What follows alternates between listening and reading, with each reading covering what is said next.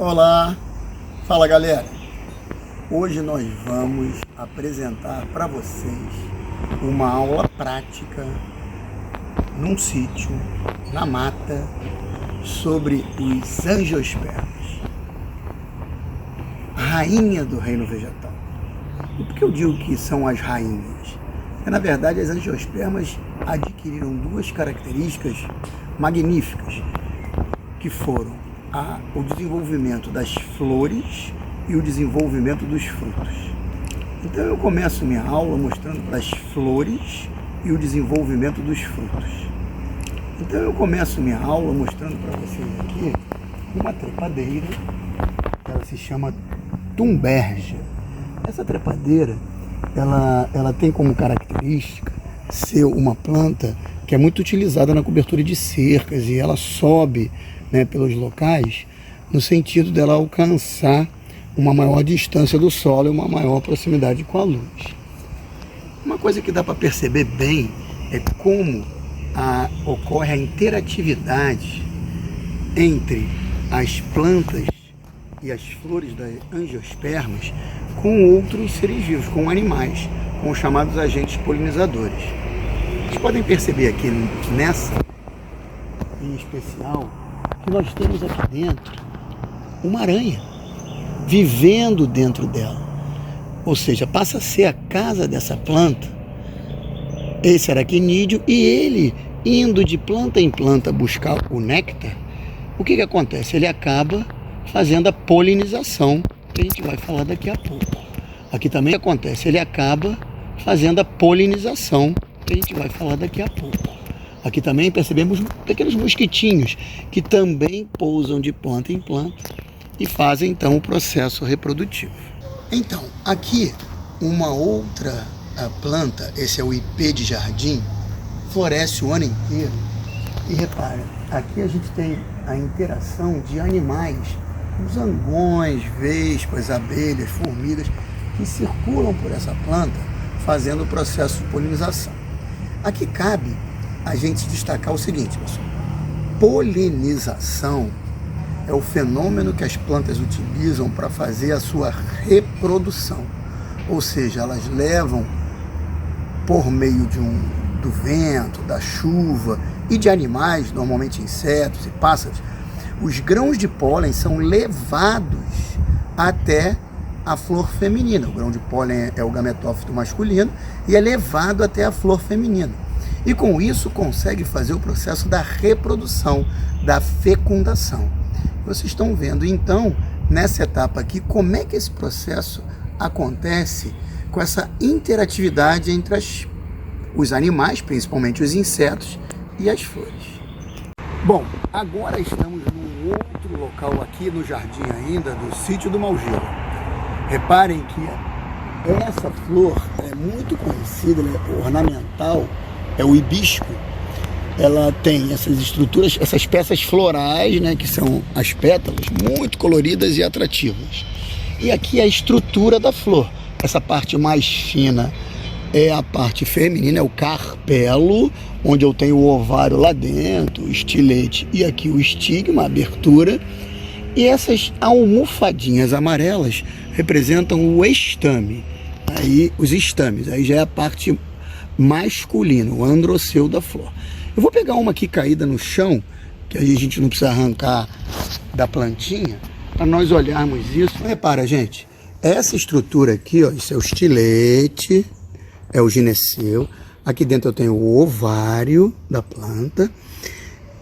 Aqui eu tenho o estigma, que é a abertura, com essas estruturas adesivas para grudar o grão de pólen. Essa toda é a parte feminina, chamada gineceu ou carpelo.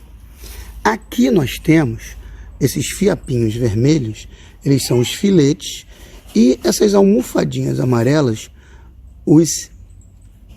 as anteras, os dois juntos compõem o androceu, ou os estames. Essa é a parte masculina da planta. O grão de pólen, ele é produzido aqui, e repara como ele esfarela. Ele é leve e pequeno, ele é feito lá nos micrósporos, Ele é levinho e pequeno, e ele vai esfarelando de um jeito que ele vai impregnando e sujando a minha mão toda. É assim que uma abelha, quando posa, se suja nas suas asas e consegue então levar para as outras flores esse gametófito masculino. Vem comigo, galera. Então agora nós estamos entrando na área do pomar. Saímos da área do sítio, estamos entrando na área do pomar. E aí eu vou mostrar para vocês ainda pelo menos mais 2 flores e principalmente os frutos, que é a outra característica peculiar e única desse grupo das angiospermas. Lembrando que o fruto, ele é o produto da flor, ou seja, a flor atrai os agentes polinizadores, permite a fecundação, a reprodução. Vocês vão ver que sempre que a gente vai usar a classificação da reprodução e da polinização com o sufixo filia. Então, quando está lá o zangão, né, que é um inseto, a gente vai chamar de entomofilia. Quando é um pássaro, a gente vai chamar de ornitofilia. Quando é um morcego, a gente vai chamar de queropterofilia. Então, se for o vento, anemofilia. Então, todas essas formas de polinizar terão esse sufixo. A gente também vai olhar o momento em que esses frutos vão se formar para então dispersar. Aí uma outra situação que nós vamos mostrar agora. Vem comigo aqui no pé de acerola. Primeiro repare que os frutos estão bem vermelhinhos já aqui no pé.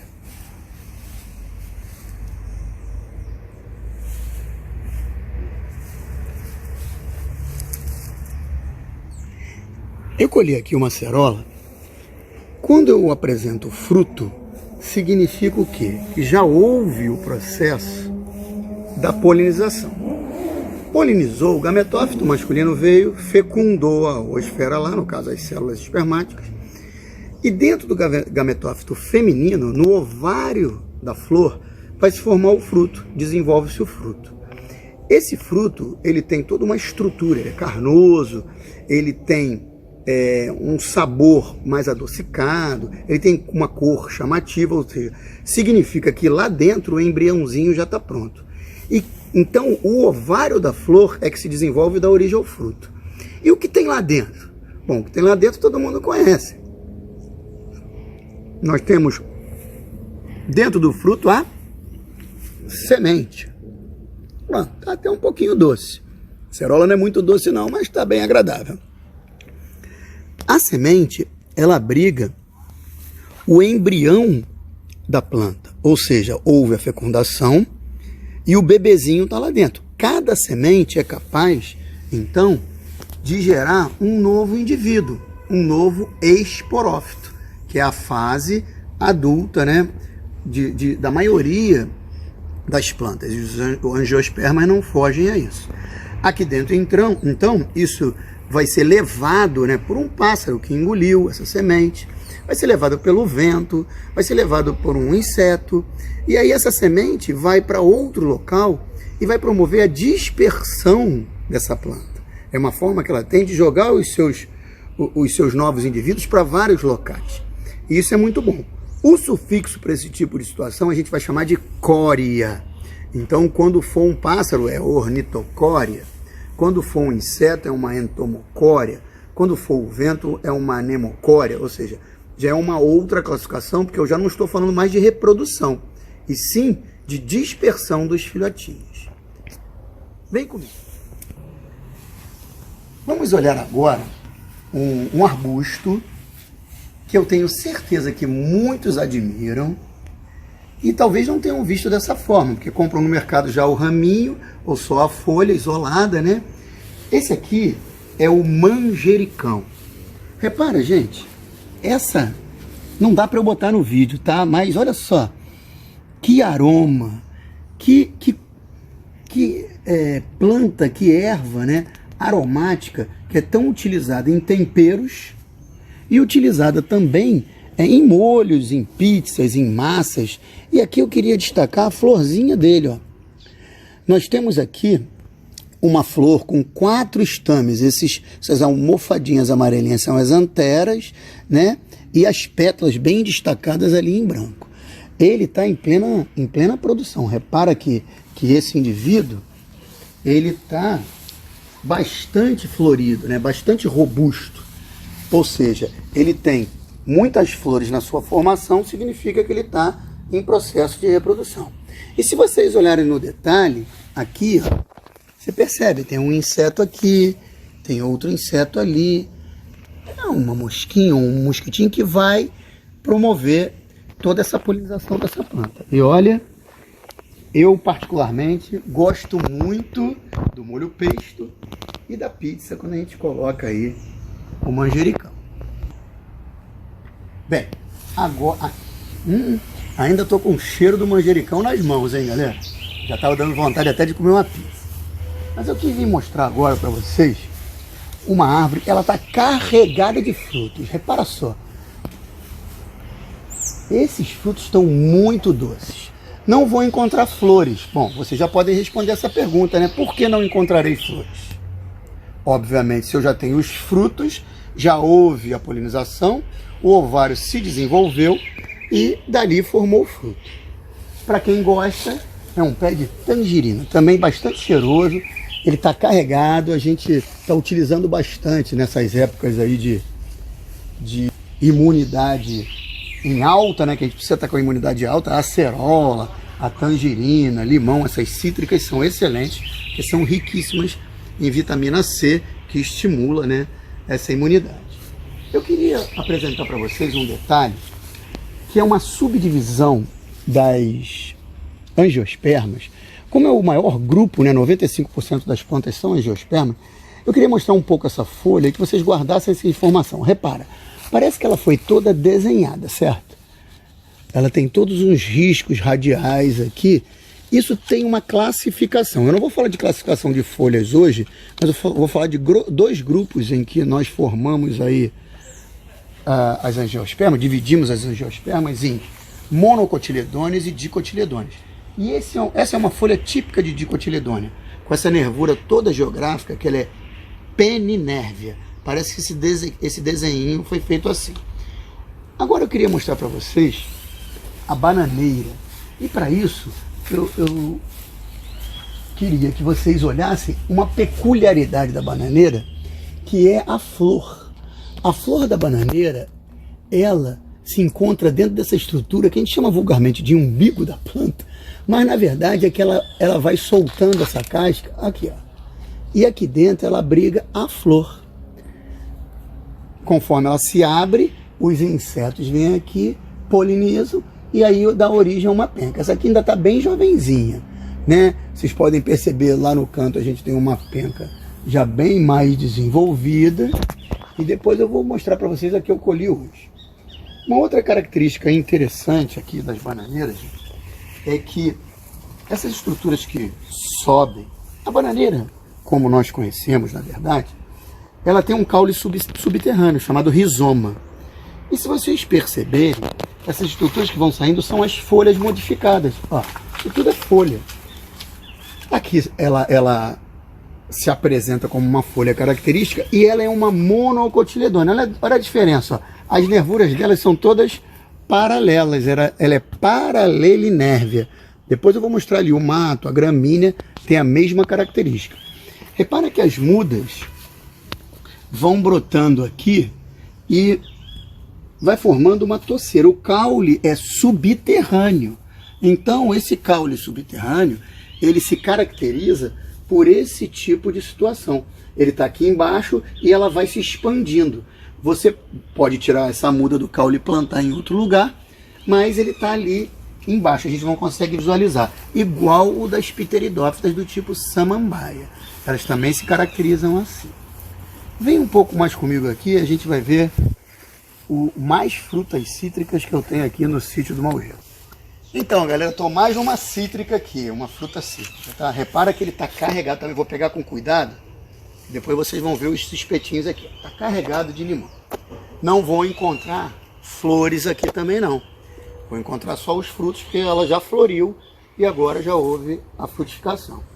Esse limão é o limão tradicional, aquele limão que a gente usa aí na limonada, né?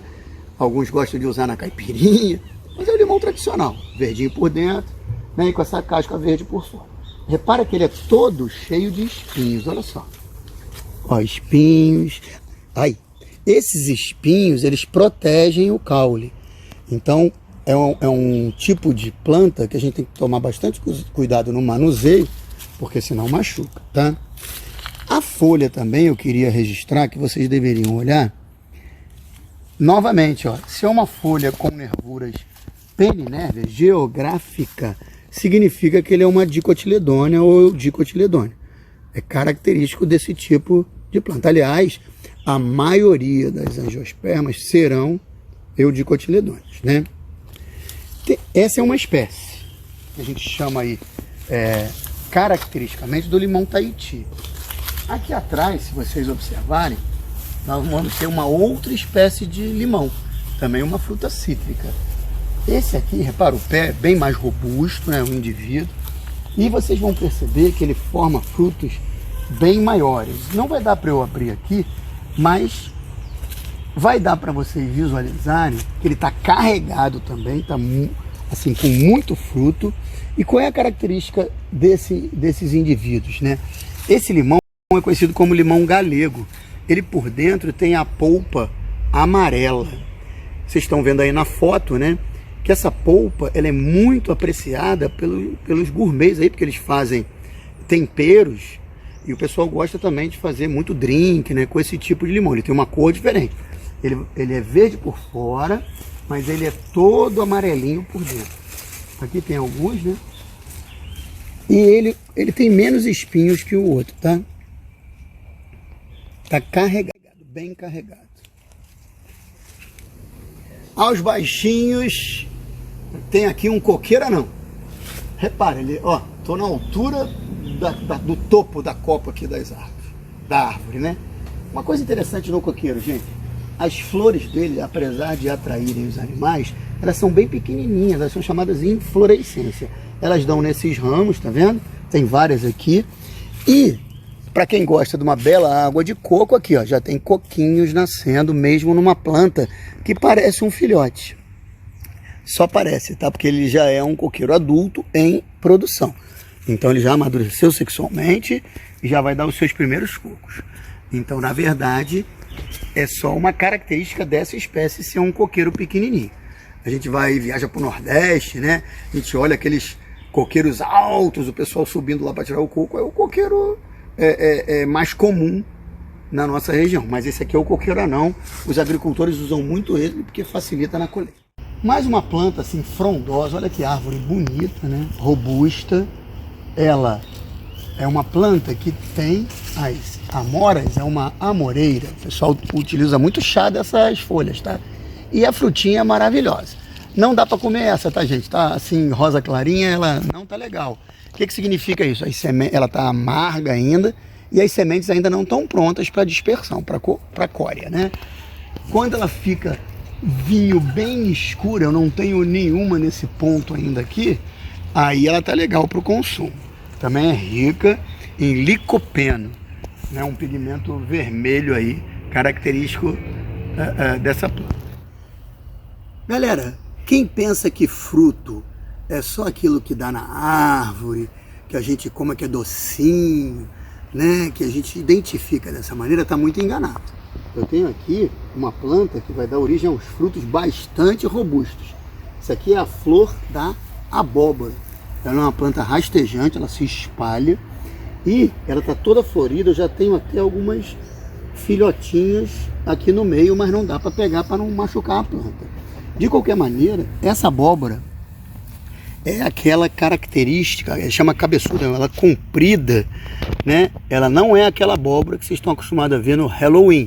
Aquela chama-se abóbora moranga, tá? Ela também tem uma folha muito frondosa, tá vendo? É uma folha áspera, cheia de pelinhos. Ela é cheia de pelinhos, ó. São estruturas protetoras do caule das folhas. Repara aqui na flor também, muitos pelinhos. É uma característica dessa espécie. De novo, estou batendo com vocês bastante, ó. Mais uma nervura peninérvia. Então, caracteristicamente é uma eudicotiledônia. Vou aproveitar que eu já estou aqui no meio do mato mesmo, para mostrar para vocês uma folha desse capim, ó. Repara, aqui tem uma, aqui tem outra. Comparando com a folha da abóbora, olha só a nervura dessas folhas, ó. Ela é paralela, uma linha ao lado da outra. Dá para ver bem aqui no detalhe. O que significa isso? Essa espécie já é de uma outra classificação. É a chamada monocotiledônea, que tem algumas outras características comparativas. Isso eu tenho lá naquela aula teórica, no PowerPoint, lá na nossa sala, no nosso canal. Eu queria mostrar para vocês, só para finalizar, as raízes desse tipo de planta. Elas são muito utilizadas para o plantio em encostas. As gramíneas, esse tipo de mato, ele ocupa logo uma encosta. E é muito importante que elas permaneçam ali, porque as raízes fazem um emaranhado. Elas são raízes fasciculadas ou em cabeleira, que é característica das monocotiledôneas. Diferente das eudicotiledôneas, que a raiz tem um eixo que aprofunda, que é chamado de pivotante. Eu vou pegar aqui uma da mono para vocês olharem. Está um pouco seco, mas dá para ver bem, ó. Aqui. Repara, isso é uma raiz fasciculada, não tem um eixo, ela se ramifica toda, cabeleira, exatamente porque parece uma cabeleira, e ela então forma um emaranhado no solo e mantém a estabilidade do solo. É bastante importante a gente manter a cobertura vegetal em morros, em encostas, para evitar deslizamentos. Estamos chegando ao fim da nossa aula prática hoje de botânica. Espero que vocês tenham gostado bastante de conhecer esse universo aqui do sítio do Maugilo. Aqui nós temos então toda uma interatividade com essas plantas, com a natureza, e deu para mostrar para vocês um pouco desse vasto mundo das angiospermas. Isso aqui é uma goiabeira, ela é uma planta muito resistente, muito forte. Ela dá safras e safras de goiaba, daquela vermelha por dentro. Ela já deu a safra desse ano, deve dar mais no final do ano. Mas é uma planta que o pessoal usa muito, os seus galhos, pela flexibilidade que eles têm, né, e resistência a diversos ornamentos, diversos utensílios. E aguardem que vem mais por aí, né? Depois nós vamos mostrar os tecidos, as diferenças de frutos, a diferença de sementes, diferentes folhas. Mas isso são aulas futuras que nós vamos colocar aí na nossa sala de aula, aí no nosso canal.